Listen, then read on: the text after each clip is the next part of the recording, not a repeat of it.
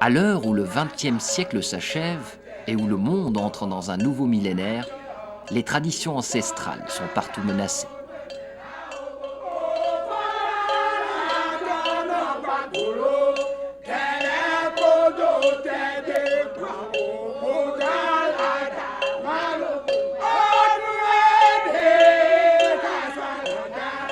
La République du Bénin en est un exemple en Afrique de l'Ouest.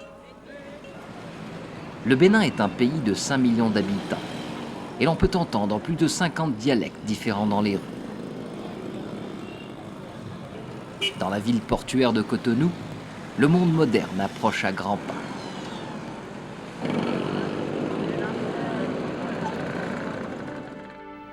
Depuis sa fondation en tant que royaume indépendant, en passant par son éventuelle colonisation par les Français et jusqu'à son récent combat pour l'autodétermination et l'indépendance, la République du Bénin affronte aujourd'hui son plus grand défi, un monde en mutation rapide.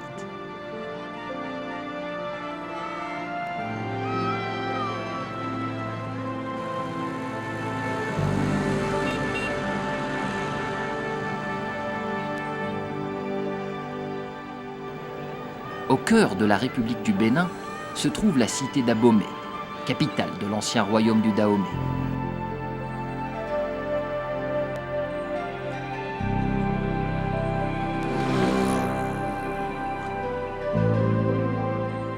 Pendant plus de 3 siècles, dans l'enceinte de ce palais, les ancêtres du peuple Fon régnèrent sur l'un des plus grands royaumes de l'Afrique subsaharienne.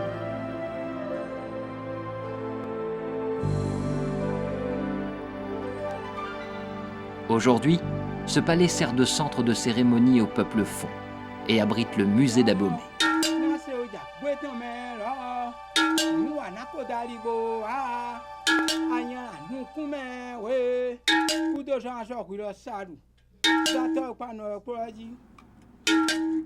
Les palais royaux du royaume de Dahomey furent préservés par le musée. Leur architecture présente un haut niveau de sophistication artistique. Les murs de ces palais de terre furent décorés de bas-reliefs qui retraçaient les événements clés de l'histoire du royaume.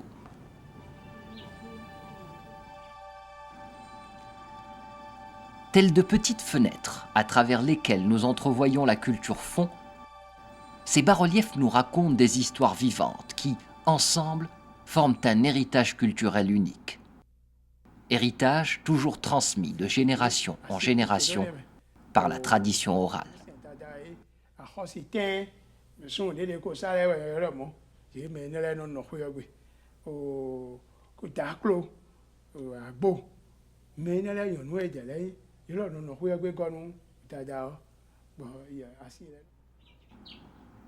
Mais le temps a marqué de son empreinte les plus anciens. En 1988, il était prévu des réparations importantes dans la salle des bijoux. Ces bas-reliefs étaient les plus anciens bas-reliefs connus du peuple Fon. Afin de préserver les œuvres originales, le musée les a détachées et les a montées dans des cadres. Des reproductions ont remplacé les originaux dans la salle des bijoux reconstruite, pendant que les vieux bas-reliefs furent entreposés ici, attendant leur rénovation. En 1991, le gouvernement du Bénin et l'Institut de conservation du Getty, basé à Los Angeles, ont démarré un programme de préservation des bas-reliefs royaux d'Abomey. Ce projet ambitieux mêle la science de la conservation à un voyage fascinant dans le monde du peuple Fon.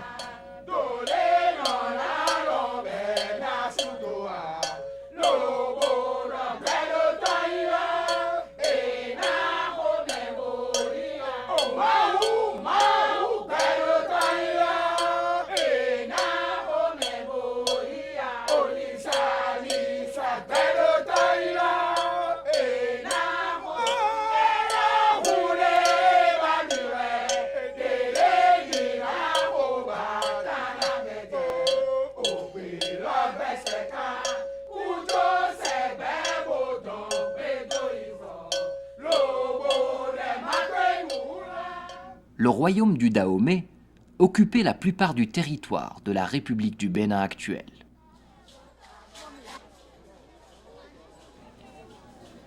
Au XVe siècle, à la suite de disputes au sein de la famille royale d'Alada, deux princes s'en allèrent et fondèrent des chefferies rivales à Porto Novo et à Abomey. Au cours du temps, la chefferie d'Abomey devint le riche et puissant royaume du Dahomey. Le premier palais royal du Dahomey fut construit à Abomey en 1645. Depuis, tous les rois construiront leur palais à côté de celui de leurs prédécesseurs, faisant de cette enceinte le centre nerveux du royaume. Un des derniers palais construits fut celui du roi Glélé, qui régna de 1858 à 1889. Pour le représenter, Glélé avait choisi l'image d'un lion. Le roi actuel, Agoli Agbo de Djalani, est un descendant direct de Glélé. Mais il vit ici, en dehors de l'enceinte royale.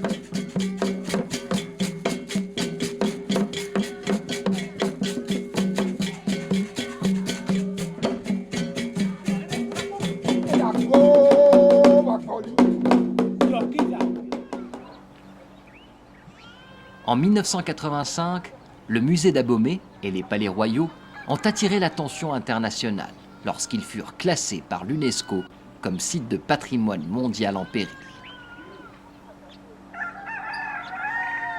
Quelques années plus tard, la salle des bijoux du roi Glélé sera abattue, mettant en péril certains des plus vieux bas-reliefs. Léonard Ahonon, conservateur du musée d'Abomey à cette époque. La salle des bijoux était tombée en ruine. Alors, pour procéder aux travaux de restauration, on a senti la nécessité de les sauver. Pour ce faire, ils ont été découpés. C'était la première fois que des bas-reliefs étaient préservés en tant qu'objets d'art et non en tant qu'éléments architecturaux. Toutefois, lors du transport, 6 d'entre eux furent complètement détruits et de nombreux autres souffrirent de sérieux dommages structurels.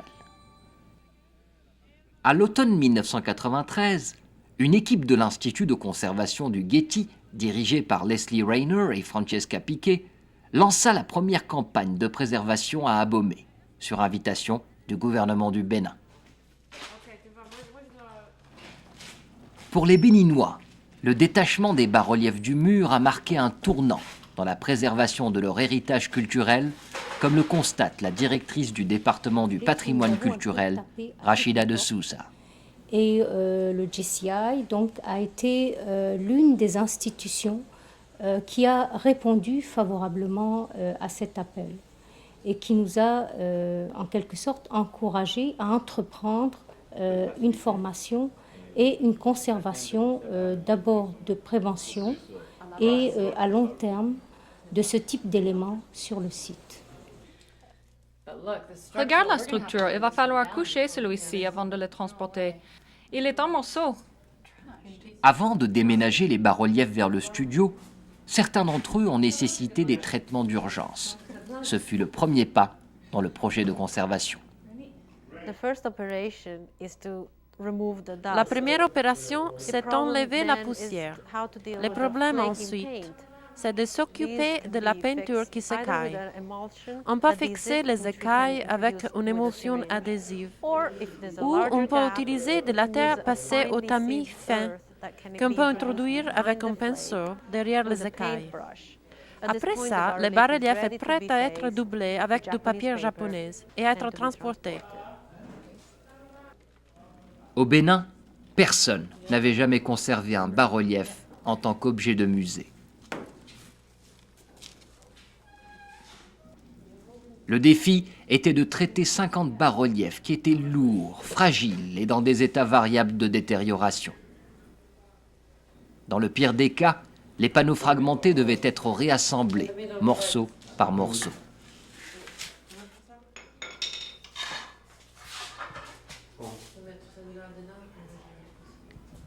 Au cours du processus de conservation, les bas-reliefs, pesant chacun 300 kg, ont dû être déplacés 2 ou 3 fois.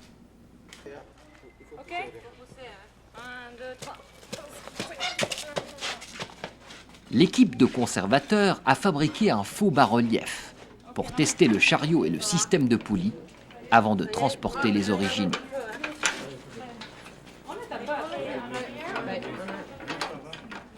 En 1911, l'auteur français Waterloo a rassemblé une documentation sur les bas-reliefs d'Abomey. Son livre et ses photos ont aidé les conservateurs à retrouver l'histoire de ces bas-reliefs et à comprendre les causes de leur détérioration.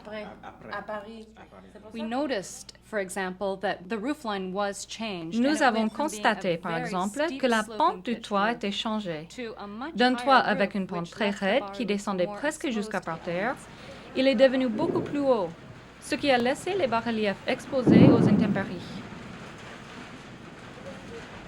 Et naturellement, il faut toujours se rappeler qu'il s'agit de matériaux en terre. Et la terre est définitivement très sensible à l'eau. Dès qu'elle touche l'eau, la terre se met à gonfler, à bouger, et puis elle sèche de nouveau. Et tous ces changements causent des détériorations.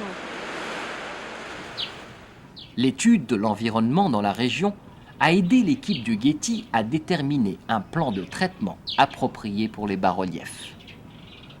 Leslie, viens dehors, viens voir ce qui est arrivé aux échantillons après la pluie. Les conservateurs désiraient utiliser des matériaux compatibles avec la couleur et la texture des pièces originales. Des échantillons provenant de la carrière d'Abomey furent analysés par le laboratoire du Getty à Los Angeles. Nous avons trouvé qu'ils étaient tous les deux très semblables au point de vue de la répartition par taille des particules, de la composition minéralogique et de la couleur. Pendant que les bas-reliefs originaux étaient en cours de traitement, le musée d'Abomey a recruté l'artiste Cyprien Tokudagba. Il a fabriqué les œuvres de remplacement destinées à décorer la salle des bijoux nouvellement reconstruite. Pendant 2 ans, sa famille et lui ont modelé des répliques des 56 bas-reliefs originaux en utilisant des matériaux locaux traditionnels.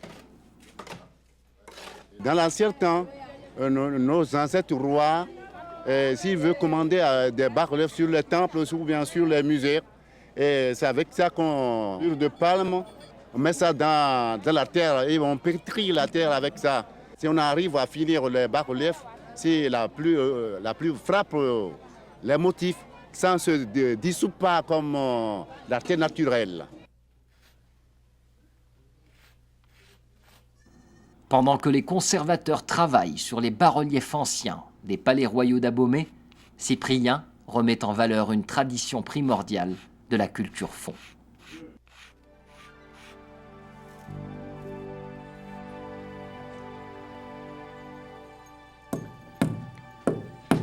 Bien que l'on rencontre des panneaux de terre dans d'autres parties de l'Afrique de l'Ouest, il n'y a qu'au royaume de Dahomey qu'ils ont acquis un langage visuel fort.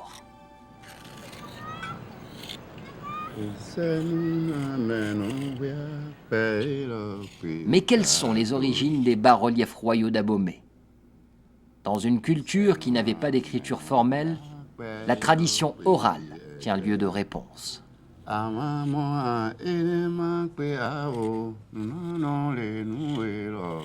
Pour Nandi Chao Bachalu, historien réputé des traditions orales du Dahomey, les bas-reliefs ajoutent une nouvelle dimension aux chants et aux contes qui retracent l'histoire du royaume.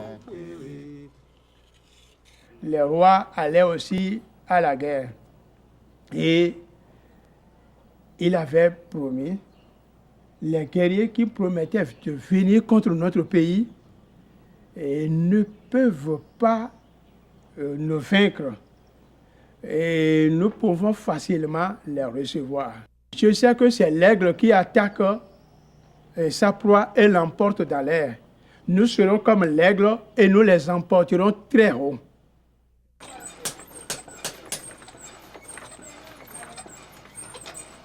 Parmi les peuples conquis, les rois d'Abomey recrutèrent et mirent au travail des artisans de talent.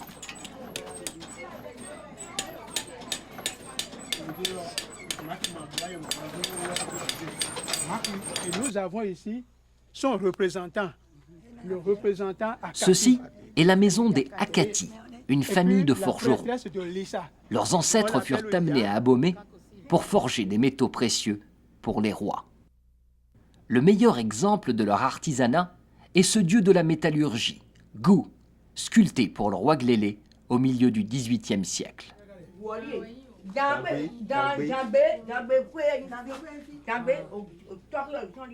Parallèlement à leur talent, ces artisans ont apporté autre chose avec eux, la religion vaudou.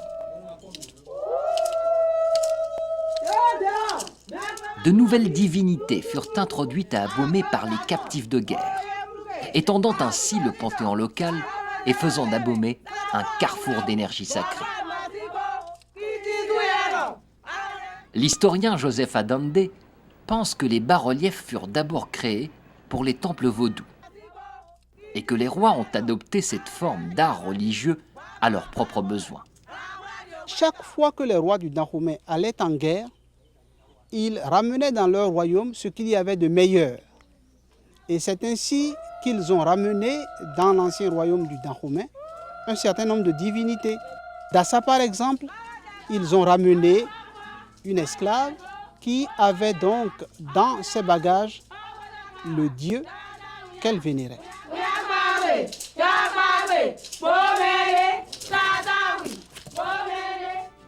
Toutefois, ce n'est pas l'imagerie symbolique et spirituelle de ces bas-reliefs religieux que les rois ont emprunté au temple vaudou, mais plutôt la matière et le processus. Les bas-reliefs firent leur apparition sur les murs de palais vers 1708, sous le règne du roi Agadja, qui avait choisi un bateau comme emblème.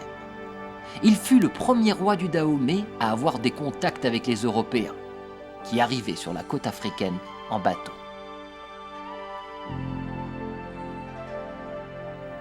Agadja et ses successeurs continuèrent à utiliser les bas-reliefs pour véhiculer des messages séculaires sur leur puissance personnelle et leur prouesse militaire. C'est par sa supériorité militaire qu'Abomey devint petit à petit l'un des plus puissants royaumes de l'Afrique de l'Ouest. Les rois du Dahomey avaient des femmes comme gardes du corps, et des régiments entiers de femmes armées de machettes et de fusils étaient hautement entraînés et dangereux dans les batailles.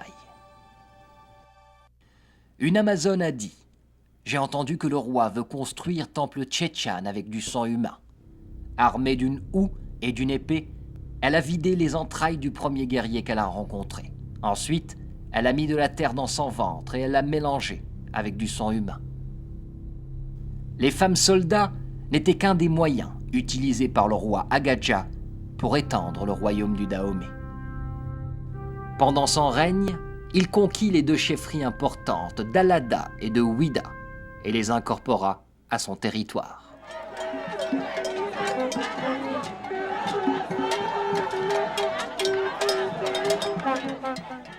Tous les 10 ans, les Béninois d'aujourd'hui commémorent cet héritage commun par une cérémonie où se rassemblent les rois de toutes les tribus du pays. Apportant de l'eau de toutes les régions, les rois et leurs peuples se rassemblent à Alada, le grand frère de tous les royaumes. La cérémonie qui se tient aujourd'hui, le 10 décembre, est une cérémonie d'offrande de boissons. Et cette libation a pour but d'offrir à manger et à boire aux ancêtres qui sont dans l'au-delà. Nous rencontrons les porteuses d'eau lustrale, la bouche fermée, mais leur bouche contiennent une petite feuille. Et cela indique que cette porteuse ne parle pas. La débarrasse de cette poterie au fur et à mesure, et on lui enlève la feuille et elle est libre de parler. Tout comme dans les siècles passés, la tradition orale reste essentielle.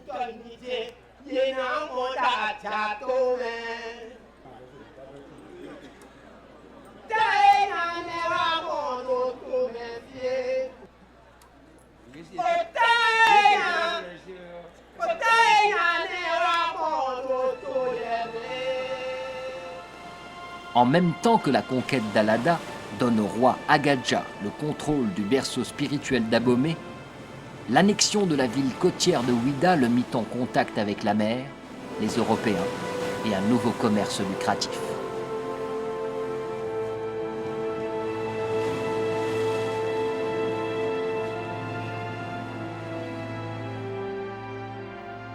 Les cotonnades, le tabac, l'alcool et les armes à feu que les Européens apportaient à Ouida ne coûtaient pas d'argent. Ils étaient payés en hommes.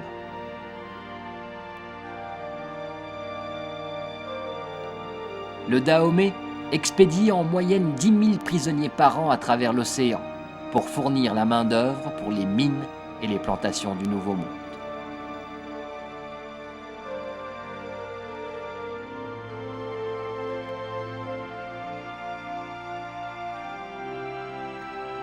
Pour Grégoire Aguilissou, un fils de Ouida, ceci est la route où leur triste destin commença. Cette place-là nous rappelle que c'est la porte de non-retour. Les esclaves, on va les chercher dans les confins de la région du pays. Quand ils arrivent ici, on les embarque, ils ne savent pas où ils s'en vont et ils ne sont jamais sûrs de revenir dans leur pays. C'est pour cela que l'État béninois, dans le sens de faire connaître à l'histoire, à la postérité, ce qu'a été la traite négrière, a voulu fixer ce monument-là.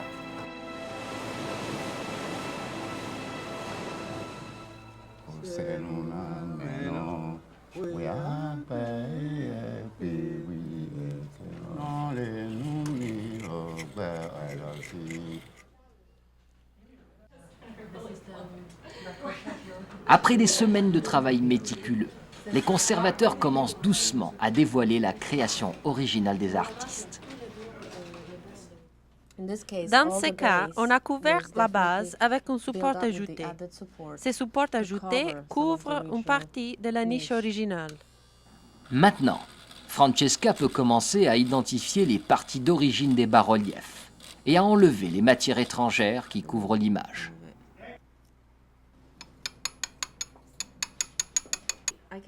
Maintenant, je vois clairement tous les bords de la couche de peinture originale qui reste.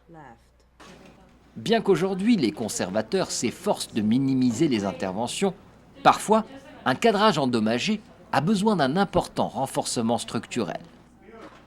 Le conservateur Stephen Rickerby a dû reconstruire la majeure partie du support de ce bas-relief. Voici la condition du bas-relief quand il était encore dehors après son détachement.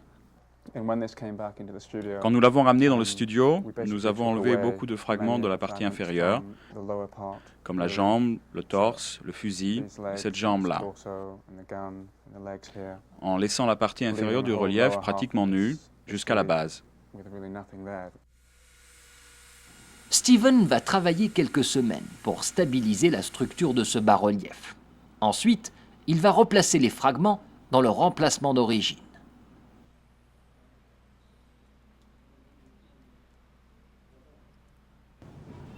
Pendant que l'équipe poursuit des efforts laborieux pour conserver ces bas-reliefs, un peu plus loin, Cyprien perpétue une tradition vieille de plus de 4 siècles.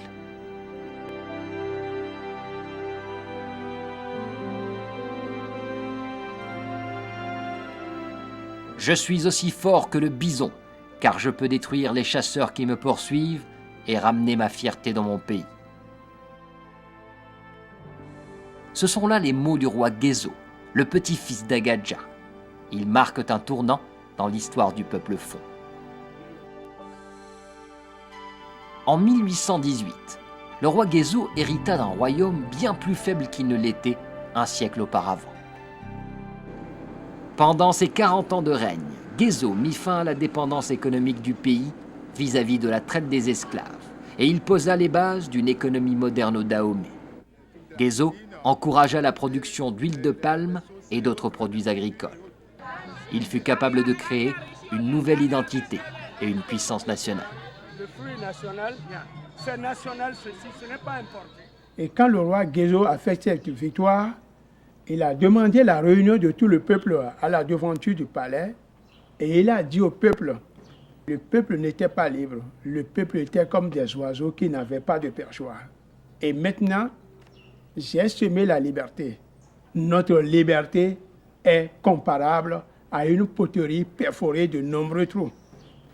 Et une poterie perforée de nombreux trous ne peut pas contenir de l'eau.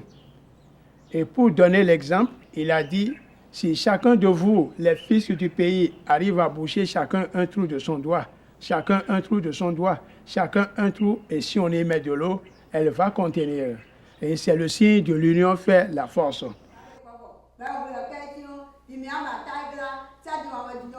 L'esprit d'unité, inspiré par le roi Guézo, se perpétue encore aujourd'hui. Ses descendants continuent à utiliser les palais royaux comme des liens sacrés avec le passé.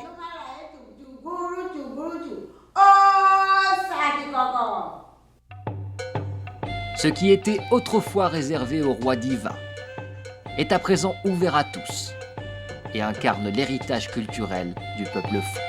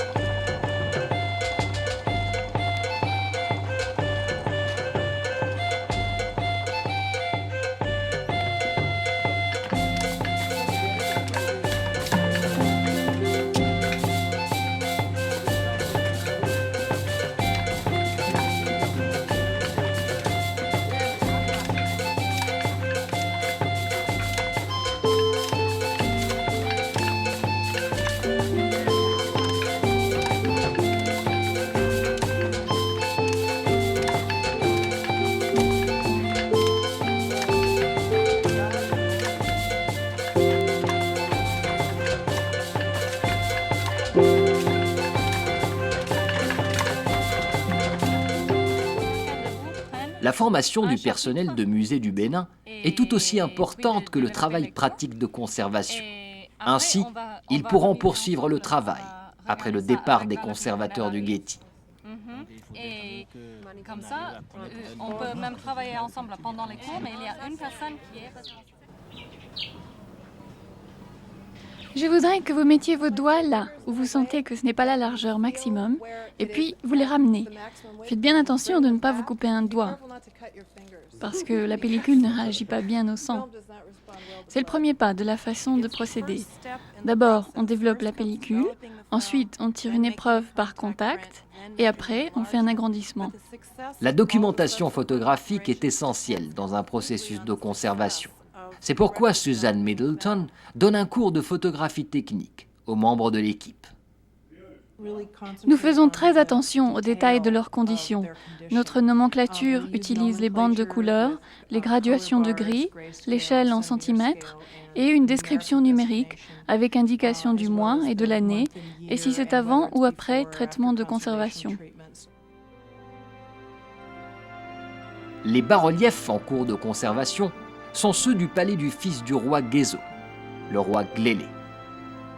Pendant son règne, Glélé a gardé les acquis politiques de son père. Mais après sa mort, l'ère de domination des fonds dans la région s'est achevée. En 1892, Béhanzin, le fils du roi Glélé, ordonna de brûler la ville pour lui éviter de tomber entre les mains des colonisateurs français. Son propre palais fut détruit.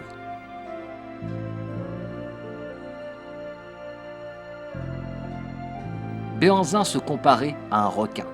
« Je ne laisserai aucun bateau approcher qui veut la guerre avec mon royaume. Je les coulerai. » Malgré la résistance héroïque de Béhanzin, en 1894, la France prit le contrôle du Dahomey et y établit un protectorat français. Béhanzin fut exilé et son frère Agoli Agbo accéda au trône.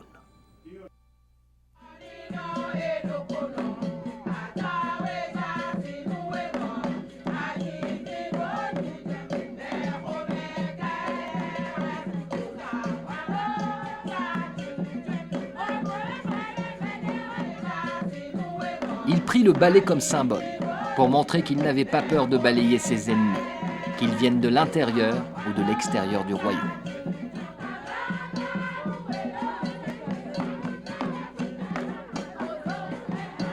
Cent ans plus tard, le peuple du Bénin commémore avec le roi Agoli Agbo de Djalani le couronnement de son arrière-grand-père Agoli Agbo.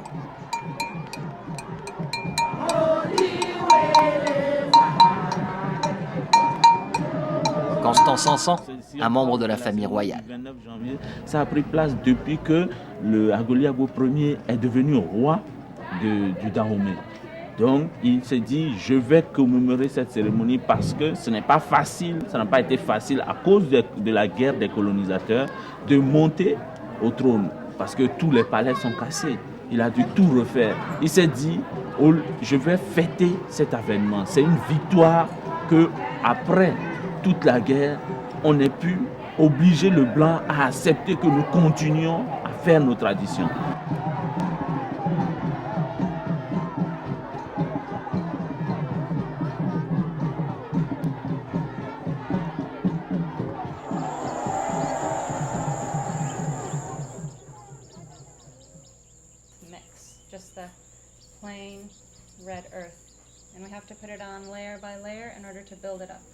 La phase finale de la conservation est le traitement de la surface.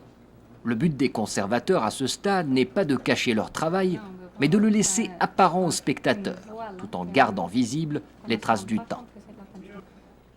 Bon, ici, par exemple, on a le rouge, et bien avant le rouge, il y avait le blanc, et sur le rouge, il y a une couche verte, et puis sur cette couche verte-là, il y a encore une autre couche verte plus foncée.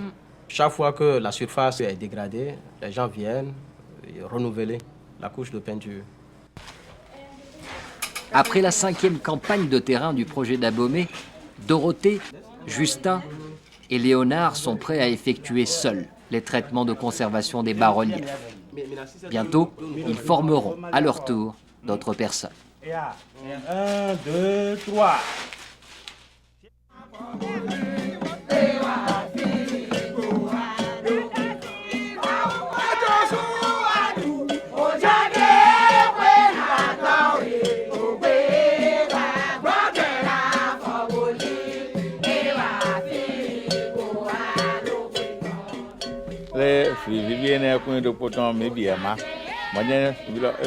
Sa Majesté dit que la joie est partagée. Toute la population d'Abomey et le royaume entier est également en joie. Parce que si on se réfère au passé, qu'on ne pensait pas qu'un jour les Blancs et les Noirs pourront collaborer comme ça se fait actuellement. Que par conséquent, ce qui se passe aujourd'hui, on souhaite que cela se prolonge au-delà de notre génération. Le grand, pour habiter l'esprit de son père, qui est Guizot. Maintenant, on est après le transport, le traitement Louis Blanc. Donc, normalement, lui doit revenir encore. Lui? Oui. It's very interesting to see the impact of our project in the trainees. Il est très intéressant de voir l'impact du projet sur ceux qui ont suivi le stage de formation. Parce que petit à petit, ils commencent à proposer des idées pour d'autres projets sur d'autres parties du patrimoine culturel du Bénin. On sait que tous les rois avaient aussi des palais privés. Ils s'en trouvent partout autour d'Abomey. Et ces palais privés ont d'autres bas-reliefs. Les stagiaires voudraient bien en entreprendre la conservation. Effectivement, dans les palais privés, les bas-reliefs que nous avons sont différents de ceux que nous avons au musée, spécialement au niveau des motifs.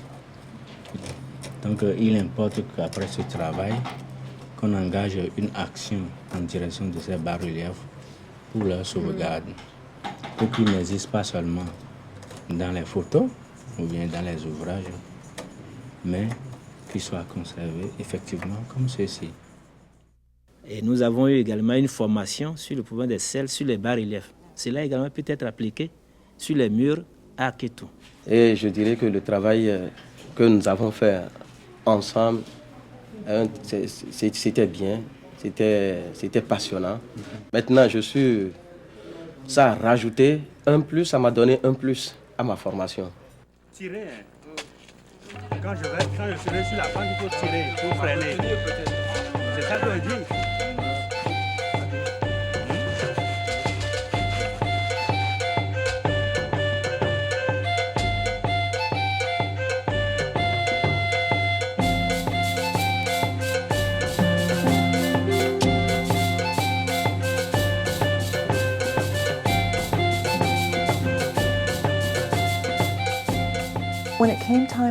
Quand le moment est venu de préparer la documentation du dernier ensemble de bas-reliefs conservés, j'ai réalisé que notre travail au Bénin arrivait à sa fin.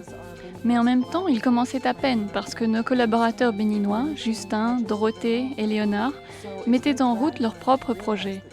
Nous sommes très contents que grâce à notre collaboration, ils aient appris à documenter leur propre culture selon leur point de vue.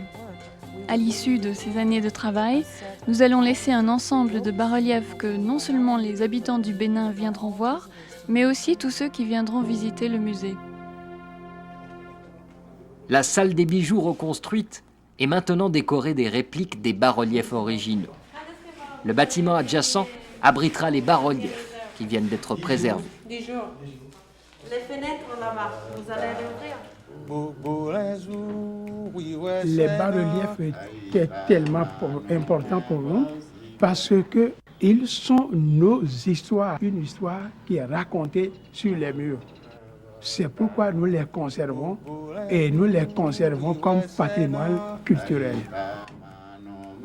La conservation des bas-reliefs royaux d'Abomey est juste un exemple parmi d'autres de ce que le peuple du Bénin fait pour préserver son passé et à travers cela, son identité culturelle. Leur riche héritage les guidera dans les choix à faire sur leur avenir, car en préservant les traditions et objets culturels transmis à eux par l'histoire, chaque nouvelle génération peut redécouvrir une vision et sagesse transcendante.